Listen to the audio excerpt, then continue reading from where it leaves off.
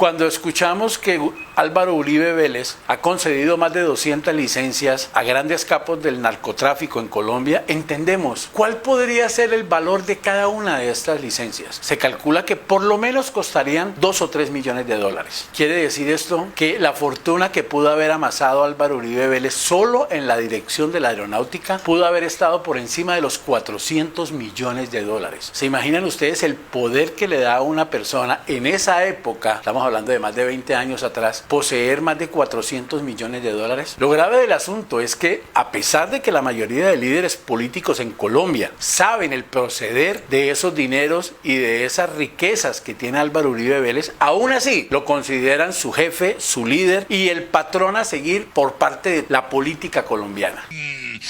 Bueno, sí.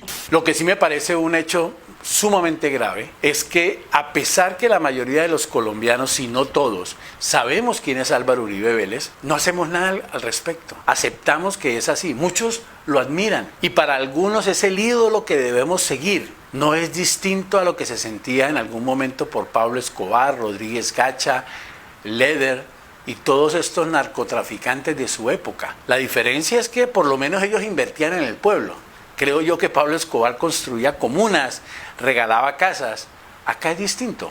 Acá no sé cuál es el motivo que realmente atrae a las personas del Centro Democrático para seguir fieles, incluso ir a la cárcel en caso de que sean encontrados culpables, pero nunca delatar a su jefe. ¿A cambio de qué? Fue tanta la fortuna que pudo amasar Álvaro Uribe Vélez que llegó a abrir varios partidos políticos y cada vez que encontraba un obstáculo se salía de él y creaba uno nuevo, siempre trayendo a nuevas caras y nuevos seguidores que en cierta forma era el mismo sueño que tenía Pablo Escobar Gaviria. La diferencia es que Pablo Escobar nunca tuvo esa afinidad en la manera de hablar, esa capacidad de oratoria que tiene Álvaro Uribe Vélez de convencer, y su cara de monaguillo que atrae a muchas personas que consideran solo viéndolo y escuchándolo que es un gran tipo y olvidan el pasado de esta persona. Recordemos que desde que estuvo en la aeronáutica, pasando después por la alcaldía de Medellín, la gobernación de Antioquia, en donde ya había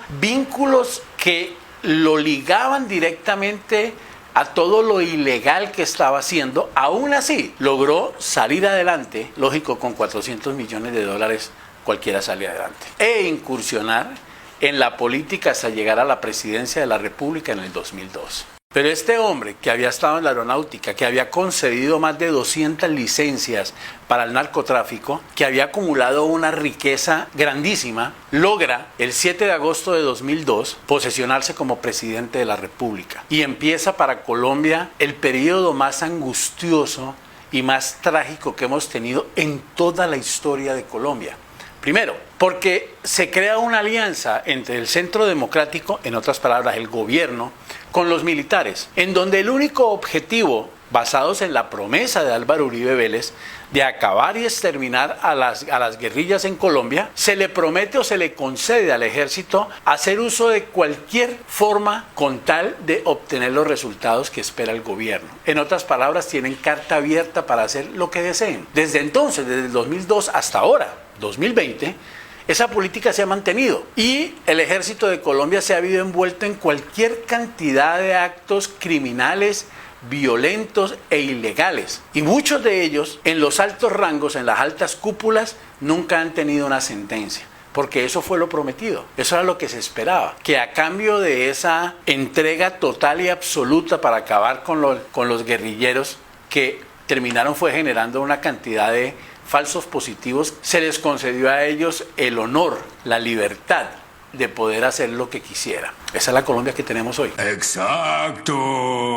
A raíz de la serie El Matarife, El Innombrable, muchas personas dicen que todo lo que se está mencionando en la serie es producto de algo nuevo, de una investigación nueva y profunda. La realidad es que la mayoría de los documentos que está utilizando la serie El Matarife fueron públicos, se dieron a conocer, pero en aquella época el poder económico de este personaje era tan grande que permitía ocultar muchas cosas. La prueba está que una de las amantes de Pablo Escobar Gaviria, Virginia Vallejo, la examante de Pablo Escobar Gaviria, tuvo que dar una entrevista en Estados Unidos, huyendo de las amenazas que tenía en Colombia, en donde ratifica la alianza que existía entre Álvaro Uribe Vélez y Pablo Escobar Gaviria. O sea, nada de esto es nuevo. Lo que ocurre es que nos están refrescando la memoria, nos están mostrando de nuevo todos estos archivos que en conjunto y en esos lapsos de 6 minutos que dura cada episodio de la serie, nos damos cuenta de que, wow, nosotros permitimos esto. Nosotros no hicimos nada para cambiarlo. La justicia no hizo absolutamente nada porque los casos se iban dando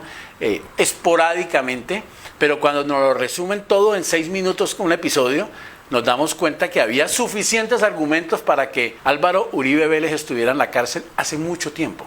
Pero no se logró. Incluso el papá de Iván Duque, hoy presidente de la República, estaba en contra y había señalado a Álvaro Uribe Vélez como un delincuente. ¿Qué generó todo esto? A raíz de que el Centro Democrático logra esa independencia legal. Y cuando hablo de independencia legal era que no existía una corte en Colombia capaz de acusarlos ni de llevarlos a un juicio. Muchos políticos nuevos empezaron a encontrar que el Centro Democrático era el partido, el que valía la pena entrar porque se les permitía lograr todos sus intereses, robar lo que quisieran hacer, porque la justicia nunca los iba a perseguir. Pero ¿qué nos ha dejado esta experiencia? Uno, que a raíz de que el Centro Democrático llegó al poder y logró demostrar que podían hacer lo que quisieran y nunca iban a la cárcel, y su jefe máximo nunca iba a pagar condena, la gente empezó a preguntarse en la calle, bueno, si ellos roban, ¿yo por qué no? ¿Qué me hace a mí diferente? ¿Por qué yo tengo que seguir siendo honesto si la cúpula y el gobierno como tal sigue robando sin que le importe nada? Y se empieza a crear este ambiente y este pensamiento social en todo Colombia, que el que dio papaya perdió, porque papaya servida, papaya partida. Esos son los vulgarismos que utilizamos hoy en día en Colombia para justificar que vivimos en una ciudad corrupta y que yo también puedo ser corrupto, porque si ellos lo son, yo también tengo ese derecho. La diferencia es que la mayoría de ustedes o yo, si llegamos a hacerlo, terminamos en la cárcel. Lo más divertido de la política colombiana, que ahí se utiliza términos y utiliza normas similares a las que se utilizan en el exterior, es que todo aquello que no se pueda probar no se puede juzgar. Quiere decir esto que mientras yo logre ocultar evidencias, mientras yo manipule las cortes, a los jueces, a los magistrados, y no puedan abrir un juicio porque las pruebas no son suficientes, a mí nunca me van a juzgar. Entonces la presunción de inocencia se convierte en la clave para que estos corruptos sigan en el poder, porque a él no le han logrado demostrar nada. Y mientras no le demuestren nada, el señor Uribe es totalmente una persona transparente y honesta. Pero tenemos más de 250 procesos en la corte. Eso no importa, porque no le han logrado demostrar.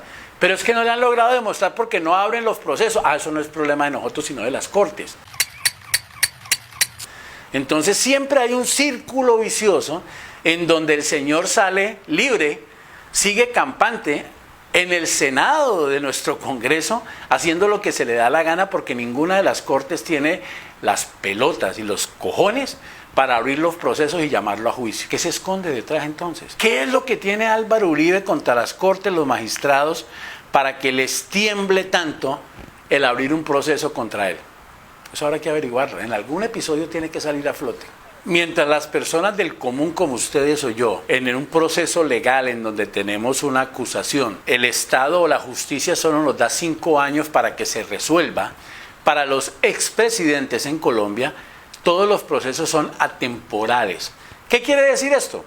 Que pueden pasarse toda la vida engavetados hasta que ellos mueran, y solo cuando ellos mueran podrá abrirse para definir si era o no era culpable. Entonces se imaginan todo el proceso político, la maña, la escritura en letra menudita en el Congreso que se hace para favorecer ese fuero de los expresidentes para que nunca lleguen a ser llamados por las cortes y menos a ser procesados.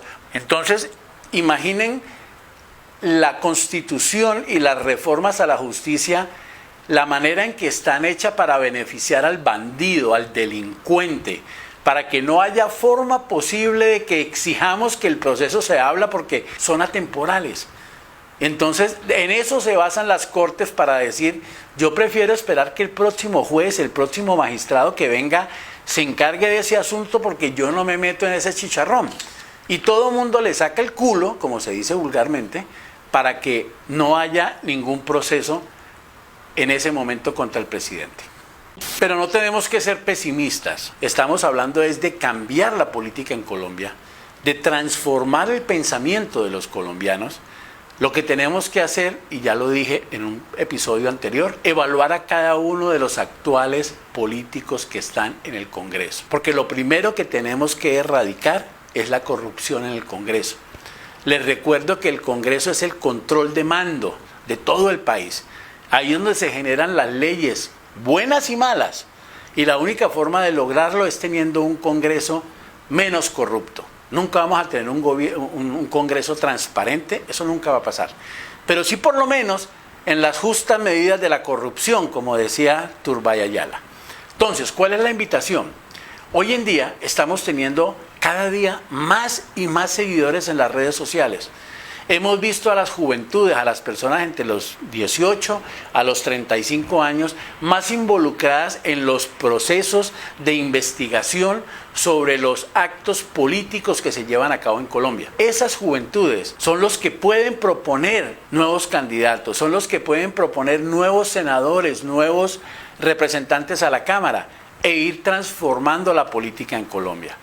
Lo que sí me parece que sería injusto es que para las próximas elecciones del Congreso tengamos a los mismos vagabundos, ladrones, toteados de la risa, cobrando 33 millones, no, para allá, para el próximo periodo serán 38 o 40 millones cada uno, porque a ellos sí les suben el salario cada vez que ellos consideran que es justo subírselo, no por decreto, no por ley, sino porque ellos se lo quieren subir cuando ellos quieren. Entonces sería bueno que para esas próximas elecciones miráramos con lupa, hacer una evaluación individual de cada uno de estos congresistas. ¿Qué le ha aportado?